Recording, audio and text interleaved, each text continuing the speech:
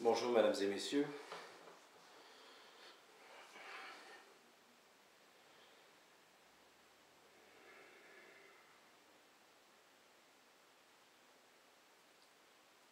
La grande difficulté aujourd'hui, c'est l'incapacité de l'être humain de trouver en lui-même une individualité. Une individualité, c'est une force qui provient de l'intérieur et qui n'est plus dictée par l'entourage de l'individu. C'est-à-dire que l'individu a suffisamment de force pour entrer et faire confiance à sa propre énergie, à sa propre intuition, à ce qu'il ressent intérieurement. Et nous ne vivons pas dans une société qui favorise cette force-là. On vit dans une société où l'individu est poussé, très jeune, à être comme tout le monde, à être sous l'influence du monde. Un individu qui a de la conscience n'est jamais sous l'influence du monde. Il est toujours influencé par ses perceptions extrasensorielles, par le mot que l'on appelle le feeling intérieur. Donc, ce sont des gens qui possèdent des forces extrêmement puissantes à l'intérieur d'eux-mêmes. Ils sont capables d'un processus d'intériorisation et d'individualisation qui leur permettent d'intuitivement d'arriver à connaître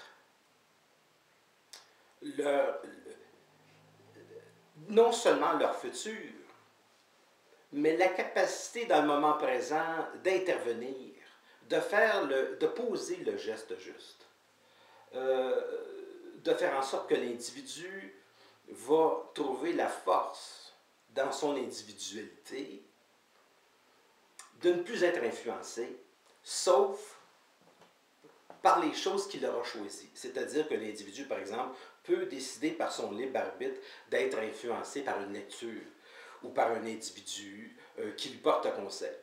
Avoir des amis, c'est jusqu'à un certain degré subir une sorte d'influence. Donc c'est une influence qui est valable, c'est une influence qui est choisie. Mais une influence sociale qui est dictée à l'enfance ne crée pas une société d'individus libres. Je dis en conséquence que toutes les formes de religion qui ont existé sur Terre, et même certaines philosophies, modèles de pensée, qui ont été très à la mode au cours des années 50, ne permettent pas à l'individu de faire autre chose que suivre tout le monde. Et ça va être impossible d'arriver dans une société où l'individu humain va être libre sans qu'il soit par lui-même totalement libre, totalement intelligent, de toute influence astrale, de toute influence du monde, de toute influence de la pensée d'autrui, de toute forme d'influence. Quand que l'être humain ne sera pas libre de ses propres rêves dans la nuit, il ne sera jamais libre le jour, dans sa vie. Donc l'être humain devra se libérer de tout ce qui a été enseigné à venir jusqu'à maintenant, pouvoir regarder les choses qui ont été très intéressantes. Nous vivons dans une société avec une science qui est extraordinaire, mais nous n'avons pas encore la science de l'esprit, la science de la force de l'esprit. Nous ne connaissons pas le plan de la mort, nous ne connaissons pas l'espace, nous ne connaissons pas le temps. Nous avons une idée relative à l'espace et au temps, mais nous n'avons pas de connaissance véritable, nous n'avons pas de véritable savoir. Et l'homme n'est pas libre, il est emprisonné par son subconscient et aussi, en philosophie, ce qu'on appelle l'inconscient. Nous ne connaissons pas les structures de l'inconscient. Lorsque l'homme passe à la conscience, ceci veut dire qu'il élimine en lui la structure de ce qu'on appelle son inconscience. Puiser dans son intériorité, c'est puiser dans son inconscient. Et l'inconscient, c'est une structure qui est branchée à l'infini. L'inconscient, c'est une structure qui est branchée au cosmos. L'inconscient, ce n'est pas quelque chose qui appartient uniquement à l'homme. Ça appartient au cosmos. Et lorsqu'un individu est en contact avec ce qu'on appelle l'inconscient, le feeling, les perceptions extrasensorielles en font partie, à ce moment-là, il est capable de gérer sa vie avec la force de sa volonté. C'est la seule chose qui reste à l'être humain qui passe dans la conscience, c'est qu'il développe une très grande volonté qui va lui permettre de créer une civilisation qui est nouvelle, même si ce n'est pas son but. Parce que le but d'un individu conscient, son premier but, c'est d'avoir la paix dans son esprit. C'est d'avoir une vie qui est facile, c'est d'avoir une vie qui est simple. C'est d'avoir une vie où il possède une très grande paix.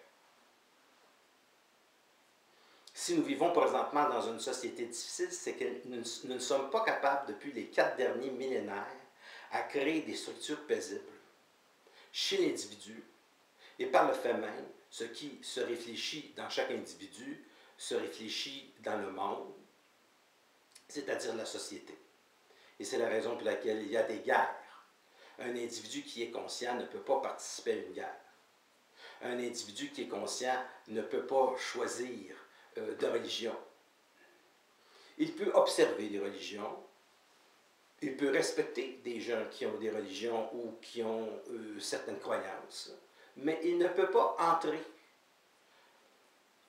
dans ces formes qui furent très utiles autrefois au développement des civilisations et aujourd'hui, sur le plan mondial, qui sont devenues de véritables calamités et sources de troubles sociaux de toutes sortes.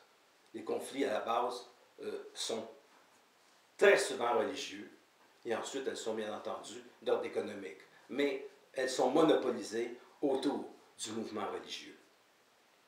Lorsque l'individu est individualisé, il accède à une fonction d'esprit étant prise en charge par des énergies qui sont très puissantes, qui vont faire de lui un individu paisible, un individu qui va être capable de se ressourcer dans la nature, un individu qui va être capable de se ressourcer avec des esprits intéressants, qu'ils soient humains de forme matérielle ou qu'ils soient de d'autres plans de forme immatérielle. L'être humain, en ce moment, va passer d'un monde matériel, lorsqu'il est conscient, et tranquillement, il va adhérer à un plan immatériel. C'est-à-dire qu'il aura le pouvoir de la communication avec des esprits très évolués, qui vont lui permettre d'accéder à des informations extrêmement puissantes. Et ces informations vont lui permettre d'avoir une véritable pensée et non plus une réflexion. Il va pouvoir accéder à un savoir qui ne sera plus une connaissance. L'homme du futur n'apprend pas par des livres, l'homme du futur n'apprend pas par le cinéma, l'homme du futur n'apprend pas par la télévision, il apprend de lui-même. Il apprend à partir de son propre feeling, sa propre intelligence, son propre intuition, son intuition. Donc, à partir de ce moment-là, l'individu va devenir une force. Et par le fait même, nous allons adhérer au cours des siècles à des civilisations qui vont être totalement différentes de celles que nous connaissons aujourd'hui. Mais je veux dire à tous les gens qui ressentent qu'ils sont un peu différents et qu'ils ont des communications télépathiques, de ne pas essayer de convaincre le monde. Un homme qui est dans son intelligence, homme, femme, dans son intelligence, n'essaie pas de convaincre le monde. Il est bien. Et c'est une des raisons pour lesquelles il n'essaie pas de convaincre le monde.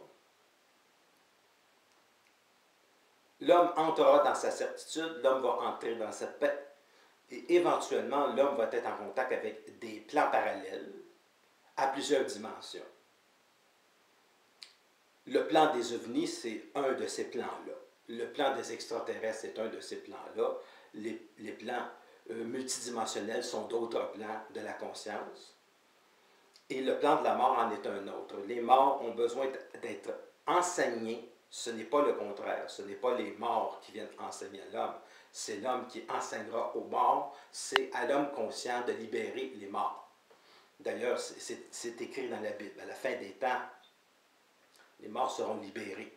L'homme conscient doit libérer des gens qui sont dans l'emprise de l'âme. L'âme ne possède aucune intelligence. L'âme, c'est des émotions. L'âme, c'est de la mémoire. Il n'y a rien dans l'âme. Tout est dans l'esprit, tout est dans la communication et la possibilité que vous avez